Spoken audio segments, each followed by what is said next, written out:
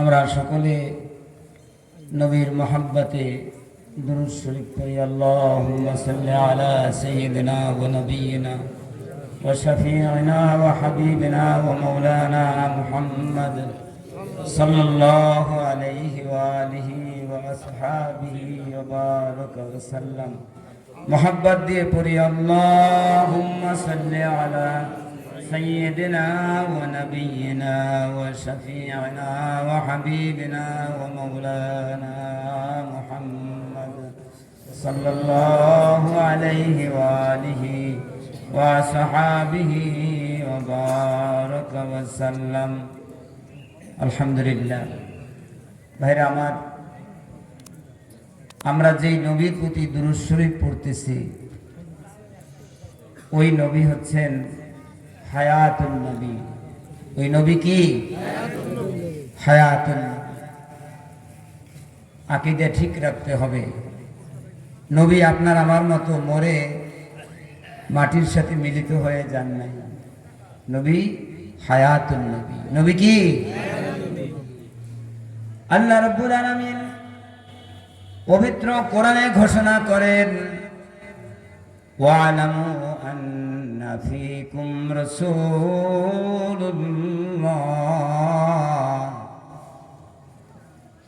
অবশ্যই জানিয়ে রাখো, রাসূল তোমাদের মাঝেই আছেন। জোরে বলেন সুবহানাল্লাহ। এটা একটা ফাজিল মাদ্রাসা, ঐতিহ্যবাহী দরবার। শত শত আলেম ওলামা, তাদের সামনে আমি কথা বলতেছি। আমার ভুল হইলে আলেমরা ধরবে। কোরআনের আয়াত, ওয়ালামু আন্না ফীকুম রাসূলুল্লাহ, জানিয়ে রাখো অবশ্যই রাসূল তোমাদের মাঝে আছেন। জোরে বলেন সুবহানাল্লাহ। সৈয়দ কবির রিফাই রহমাতুল্লাহ আলাইহি ইতিহাস বিখ্যাত আল্লাহর ওলি, পৃথিবী বিখ্যাত একজন বড় আলেম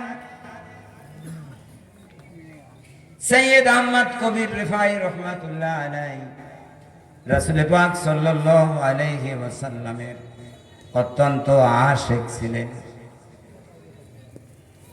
মদিনা মুনাওয়ারা থেকে শত শত মাইল দূরে তিনি অবস্থান করতেন। ওই শত শত মাইল দূর থেকে দুরূদ শরীফ পড়তেন। সাথে সাথে সোনার মদিনায় রওজায় পৌঁছে যেত। বলেন সুবহানাল্লাহ। দুরূদ শরীফ পড়লে এই দুরূদ শরীফ পৌঁছে দেওয়ার ফেরেশতা আছে। জোরে বলেন সুবহানাল্লাহ।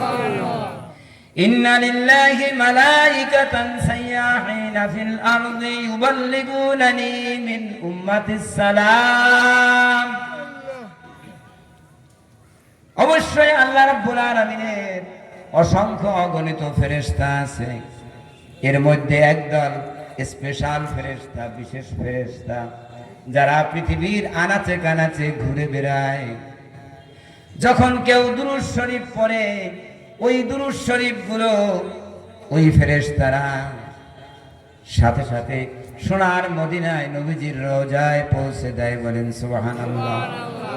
আল্লাহর রাসূল বলেন, ইউবাল্লিগুনানি মিন উম্মাতিস সালাম। আমার ভক্ত উম্মতদের দরুদ ও সালামগুলি ফেরেশতারা আমার রওজায় পৌঁছে দেয়, আমার নিজ কানে শুনতে পাই। জোরে বলেন সুবহানাল্লাহ। সৈয়দ আহমদ কবির রিফাই রহমাতুল্লাহ আলাইহি ইতিহাস বিখ্যাত আল্লাহর ওলি, আল্লাহর রাসূলের আশিক। শত শত মাইল দূর থেকে দুরূদ শরীফ পড়তেন। সাথে সাথে সোনার মদিনায় পৌঁছে যেত। এক সময় ঘর সংসার ছেলে মেয়ে সব কিছু পরিত্যাগ করে নিজেকে আর ধরে রাখতে পারলেন না। শত শত মাইল পাড়ি দিয়া নবীজির রওজায় উপস্থিত হয়ে গেলেন। বলেন সুবহানাল্লাহ।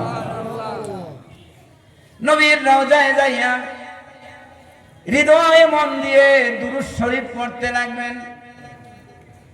দুরূদ শরীফ পড়তে পড়তে চোখের পানি ছেড়ে দিলেন, হালে গরক হয়ে গেলেন। এই দুনিয়ার কোনো হুসটুস তার মধ্যে নাই, হালে গরক হয়ে গেলেন। এক পর্যায়ে কেঁদে কেঁদে বলতে লাগলেন, ইয়া রাসূলুল্লাহ, ইয়া হাবিবাল্লাহ, এতদিন পর্যন্ত দুরূদ শরীফ পড়েছি, আপনার রওজায় পৌঁছেছে, আপনি দুরূদের জবাব দিয়েছেন। আজকে শুধু দুরূদের জবাব দিলে হবে না, আজকে আমি আপনার সাথে মুসাফা না করে এই রওজা থেকে যাব না। আল্লাহ রাসূলের দরবারে এই আরজু পেশ করলেন।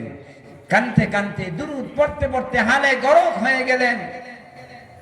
কিছুক্ষণের মধ্যে গোটা রওজা আলোকিত হয়ে গেল, নূরান্বিত হয়ে গেল। বলেন সুবহানাল্লাহ।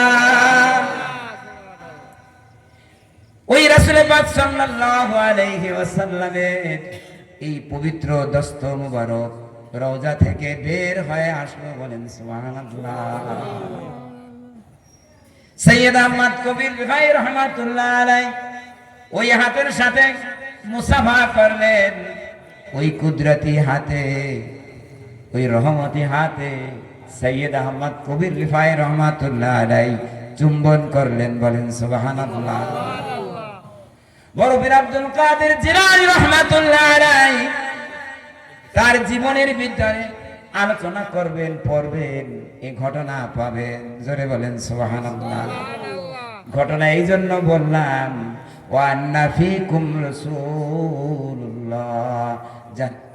জানিয়ে রাখো আমার হাবিব তোমাদের মাঝেই বিরাজমান। জোরে জোরে বলেন সুবহানাল্লাহ। আসুন ওই আল্লাহর